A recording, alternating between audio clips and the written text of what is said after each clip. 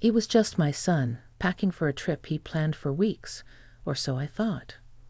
But when I leaned over to help him fold his favorite shirt, Paul whispered something that made my heart stop. I didn't know what to say, and yet, somehow, understood everything. Where are you watching us from tonight? Drop your city in the comments.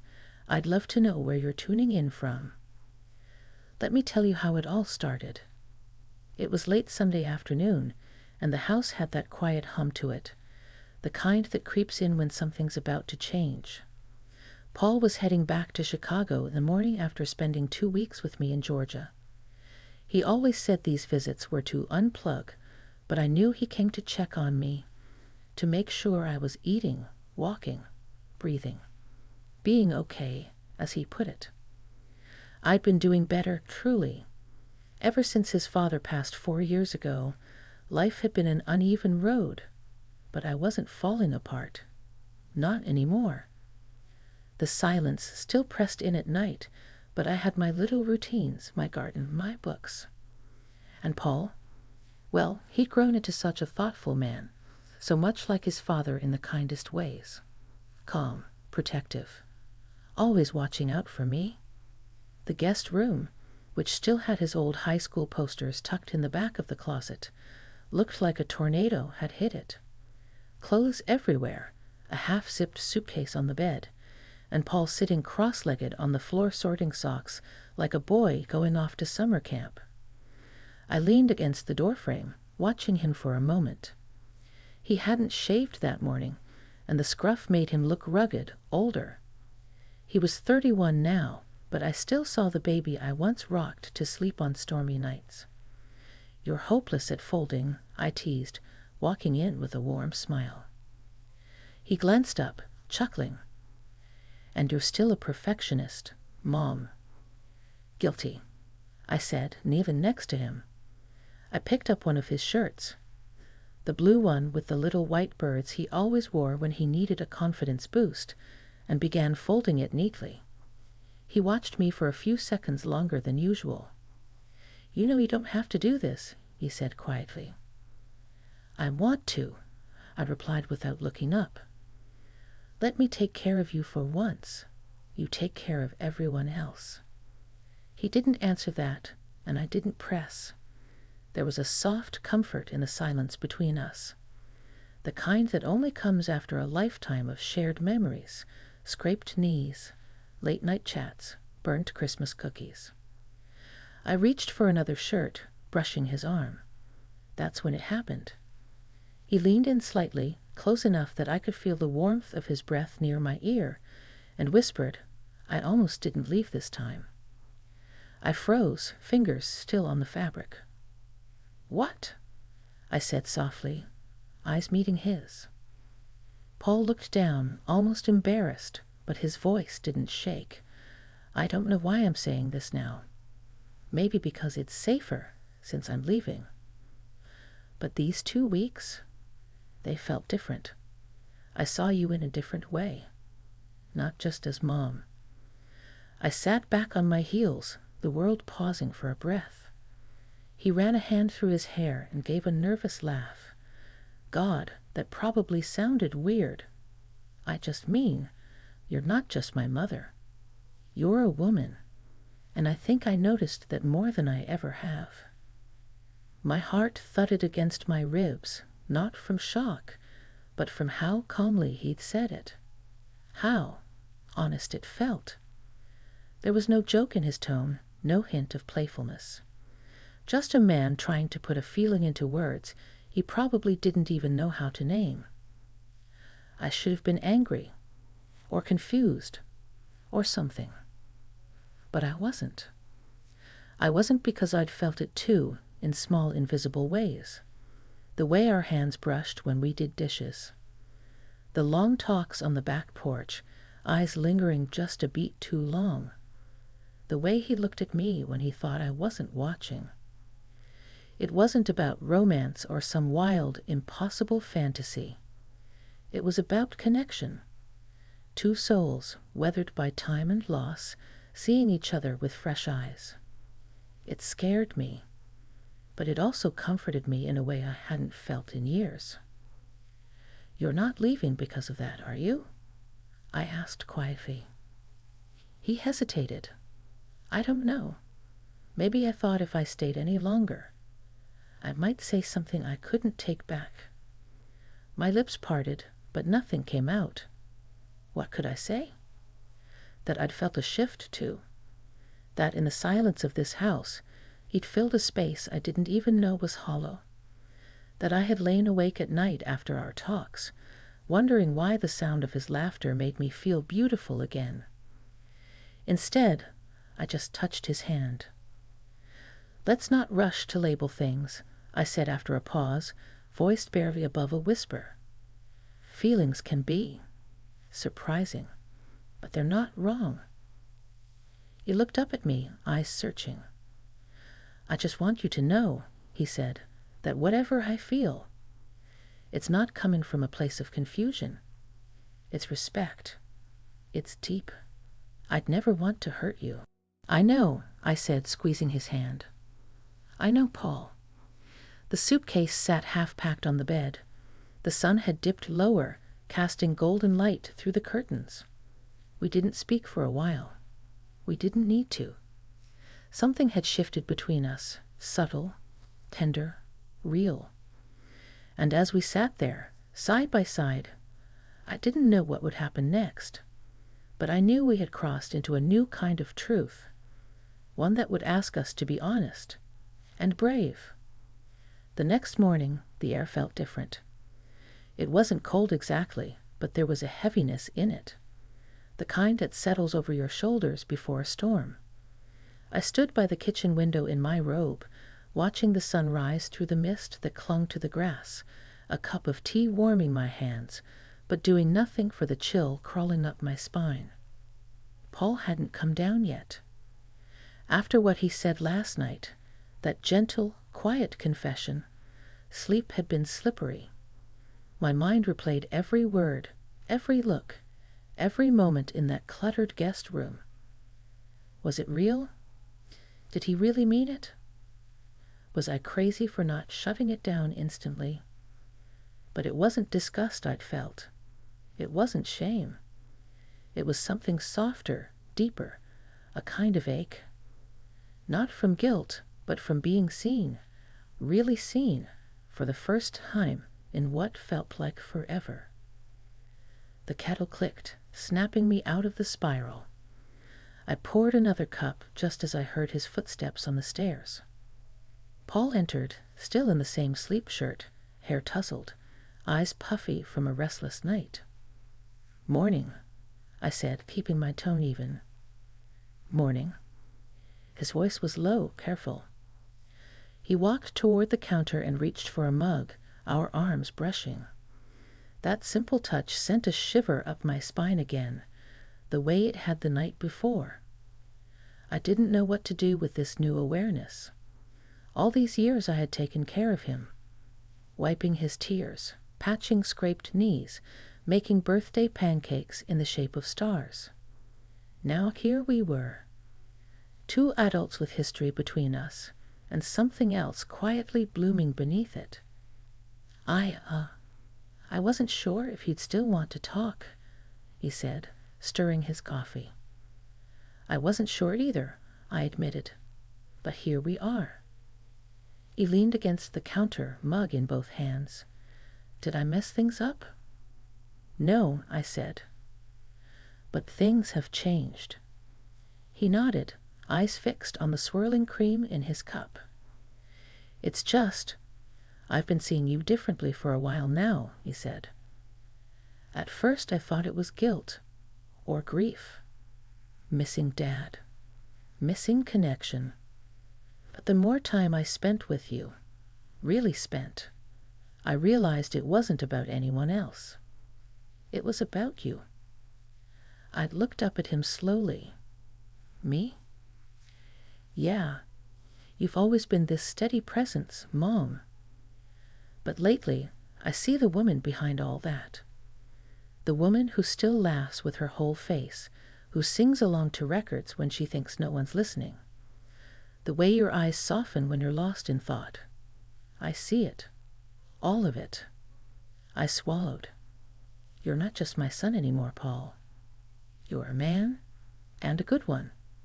I think that's what's making this so confusing for me. He stepped closer, not to invade, not to push, just to be near. I don't want to confuse you. I just don't want to lie to you either. Not about this. I looked down into my tea, watching the little whirlpool at the center. Everything in me was spinning too, but at the core, there was calm. Like part of me had known this was coming. Not the details, but the shift, the closeness, the feeling of standing at a threshold. We're family, Paul, I said carefully. There are lines. I know, and I would never cross one you weren't okay with. Ever. There was such sincerity in his voice, I felt my defenses crumbling a little more. I don't know what I'm okay with yet, I admitted. His eyes searched mine. Can I show you something? I raised a brow. Right now? He nodded and walked toward the hallway, beckoning me with a tilt of his head. I followed, heart hammering in my chest, like I was chasing something secret. He led me to the guest room, still half messy from yesterday's packing. He picked up his tablet from the nightstand and pulled something up. A folder of pictures, not of his travels or friends, but of us. Photos from every visit over the last few years. Laughing together at the farmer's market, me reading on the porch swing, my hands in the dirt of the garden, close-ups I didn't know he took. I've been collecting these, he said, voice low, because every time I came here, I saw you, and I didn't want to forget how it felt. My throat tightened. No one had looked at me like that in years. Like I mattered. Like I was beautiful in the most ordinary moments. I sat down on the edge of the bed, tablet in my lap, thumbing through photo after photo. I look happy, I whispered. You are, he said. And I think part of that is you seeing yourself through my eyes. Finally. I looked up at him then, seeing the same boy I'd raised, and the man who had grown beyond me, yet still carried my heart in ways I couldn't explain. I don't know what this is, I said, but I know it's real. I'm not asking for anything, Paul said, kneeling gently in front of me. I just needed you to know that you're not invisible, that you're not just Mom, you're Michelle, and you matter. My hand found his cheek before I even realized what I was doing. His eyes closed at my touch, not with lust, but with relief. Gratitude, a kind of peace I didn't expect to see there. We stayed like that for a long moment, breathing in the same space. No words, no demands, just understanding. When I pulled away, there were tears in both our eyes. He stood slowly, backing away, giving me space. I'll finish packing, he said softly. Let me know if you want to talk more. I nodded, still holding the tablet. As he turned back to the suitcase, I glanced at the last photo on the screen. It was me, in the garden, sunlight in my hair, smiling at something he'd just said. It was the most alive I'd looked in years. And for the first time in a long while, I wondered what would happen if I let myself feel everything I had buried. The day stretched on like it didn't know what to do with itself. The sun rose high, but the warmth outside felt distant, almost irrelevant to the world we now inhabited inside the house. I kept myself busy in the kitchen, chopping vegetables I wasn't hungry for, cleaning a counter that was already clean, wiping down the stuff-it-up twice. Paul hadn't said much after that morning. He'd stayed upstairs mostly, finishing his packing, making calls, typing away on his laptop.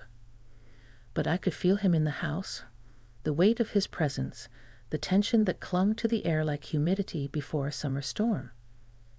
Around noon, I sat on the back porch with a glass of iced tea, watching the birds fuss in the feeder. My heart hadn't stopped fluttering all morning, like it was pacing back and forth inside my chest, waiting for a decision I didn't know how to make. What was this feeling? It wasn't just attraction. No, it was something more intricate, deeper, emotional. It was knowing someone so thoroughly for so long that even the slightest change between you was seismic. Paul wasn't just a visitor anymore. He wasn't just my son. Somehow, through time and grief and shared silence, he had become a mirror, one that saw me clearer than I saw myself. The screen door creaked open behind me. "Hey," he said gently. "Hey." He sat beside me, close but not touching. We both stared out at the yard like it held the answers we were afraid to speak aloud. "I was thinking," he said, "maybe I'll delay my flight." I turned to look at him. "Why?" He met my eyes. "Because I don't want to leave you in the middle of all this. I said too much, dropped too much on you." "You were honest," I said. "That's not a crime."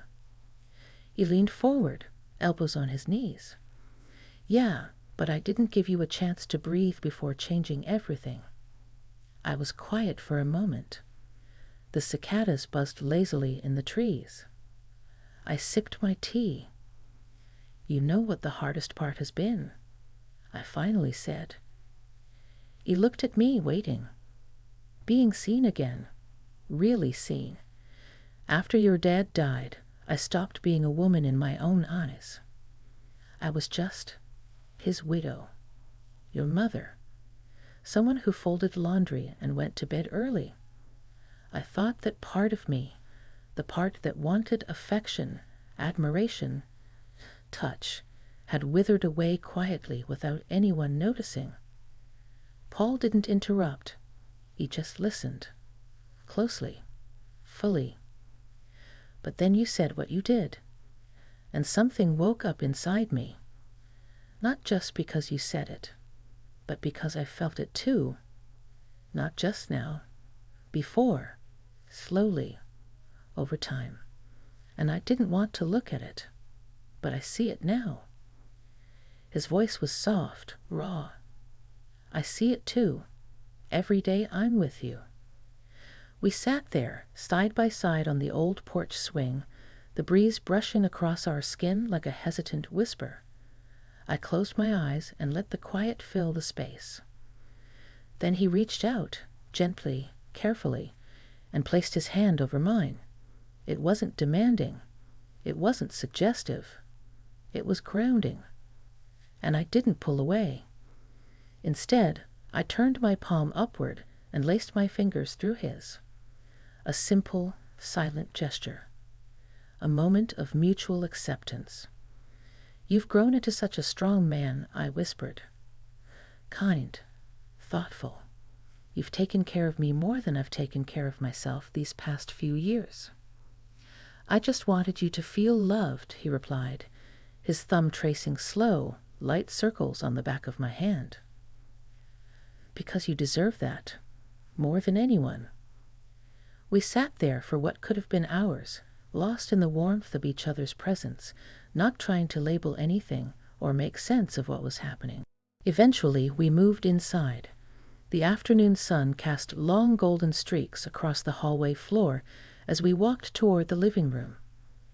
I sat on the couch while he started a fire in the old stone hearth, a little tradition of ours, even in summer. It wasn't about warmth. It was about comfort, home. He sat next to me, this time closer than before. His thigh pressed gently against mine, and I could feel the heat of his skin through the soft fabric of his jeans. "I don't know what this is," I murmured. "I don't know what it means." "We don't have to know yet," he said. "But I want to be here, with you, for however long you want me to be." His words unraveled something inside me, the knot of fear, of shame, of all the rules and roles I had boxed myself into. "I want you here," I said before I could talk myself out of it. His eyes softened, and he reached up, brushing a loose strand of hair from my cheek. That small touch sent a ripple of warmth through me, not just physical, but emotional, a stirring I hadn't felt in years. He leaned forward slightly, his face inches from mine. "May I?" he asked, not demanding, not assuming, just asking. I hesitated for a heartbeat. Then I nodded. His lips met mine with the gentlest pressure, tentative, searching, full of unspoken emotion. It wasn't a kiss of lust. It was a kiss of reverence, of trust, of rediscovery. When we parted, our foreheads rested together, breathing softly in sync. "I don't want to lose what we have," I whispered. "You won't," he said. "I'll guard it with everything I have." That night, we didn't cross any lines. We didn't rush into something just because of a moment's impulse. We simply curled up on the couch, my head on his shoulder, his arm wrapped around me, the fire crackling quietly beside us. I fell asleep there, wrapped in a safety I hadn't known I needed, not because of the past, but because of what we were building now, something honest, something slow, something built on respect and emotion. And as I drifted off in that cocoon of warmth and acceptance, I realized something. Sometimes the heart finds its way home, in the most unexpected person. The morning came slowly, filtered through gauzy curtains, and the scent of coffee drifting from the kitchen. I blinked awake, still nestled into the curve of Paul's arm, the blanket from the couch draped loosely over us. His chest rose and fell in a gentle rhythm beneath my cheek. It was still early. That soft, golden hush before the world begins speaking again. I stayed there for a while, listening to the sound of his heartbeat, feeling the weight of his arm around my shoulders. My mind had questions, of course, but my body felt still, grounded, peaceful in a way I hadn't experienced in years. Eventually, he stirred. "Hey," he murmured, voice gravelly with sleep. "Hey," I replied, lifting my head to meet his eyes. They were soft and clear, steady. He brushed a strand of hair off my forehead and smiled, warm and without hesitation. I could wake up like this forever. My heart tightened with that strange mix of joy and guilt I hadn't quite worked through yet. But I didn't pull away. I sat up slowly, stretching as the early sun lit the room in soft amber. "Coffee's already brewed," he said. "I set the timer last night." "You always think ahead," I said, standing and wrapping the blanket around my shoulders like a shawl. He followed me into the kitchen, barefoot and comfortable, as if he'd lived here all his life. In many ways he had. But this felt new, different. He wasn't just visiting. He wasn't a guest. He was part of this space now in a way that neither of us had defined, and yet both of us understood. We sat across from each other at the small kitchen table, the clink of spoons and the hum of the refrigerator, the only sounds between us for a while. "I've been thinking," I said finally, cradling my mug, "about everything." His eyes searched mine. Me too. I looked out the window, past the garden, and the fence where the honeysuckle bloomed. I don't want to hide from this. Whatever it is, I'm not ashamed of how I feel, but I'm scared. "Of what?" he asked softly. "Of getting hurt, of hurting you, of crossing a line we can't uncross." He nodded slowly. "I understand. I think about that too." He'd reached across the table, palm up. I placed my hand in his without hesitation. I don't need labels, he said. I don't need promises or declarations. I just want to be with you, in whatever way you are comfortable with, even if that means just sitting on the porch, holding your hand, knowing we see each other differently now. Tears welled up in my eyes, not from sadness, but from the overwhelming tenderness in his voice, the simplicity, the respect.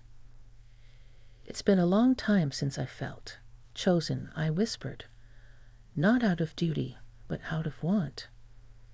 I choose you, he said, not just as my mother, but as a woman I deeply admire. I always have. That was the moment something inside me shifted permanently. A surrender, not to some reckless desire, but to the reality that love, in all its complicated forms, often doesn't look the way we expect. It doesn't follow rules. It just shows up, quietly, persistently, and asks if we're brave enough to receive it.